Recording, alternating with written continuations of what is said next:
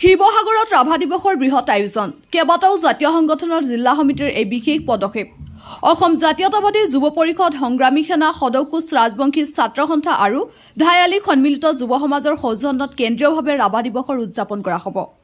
শিৱসাগৰৰ সৰগৰী মন্দিৰ প্ৰেক্ষাগৃহত ৰাভা দিৱসৰ সাংস্কৃতিক কাৰ্যসূচীৰ মুখ্য আকৰ্ষক হিচাপে উপস্থিত থাকিব শিল্পী ৰাজীৱ শদিয়া।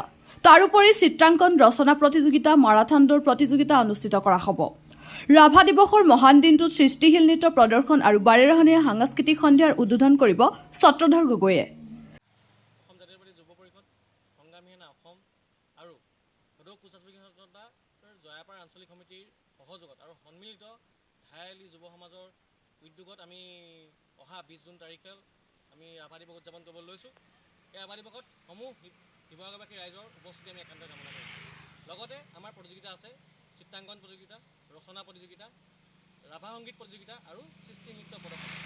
ৰাতিলৈ আমাৰ অসমৰ উদীয়মান কণ্ঠশিল্পী, অসমৰ জনপ্ৰিয় কণ্ঠশিল্পী ৰাজীৱ শদিয়াৰ গীতৰ সহায়ৰ লগতে বিভিন্ন শিৱসাগৰৰ পৰা ফাৰহান ৰাস্কৰ ৰিপৰ্ট।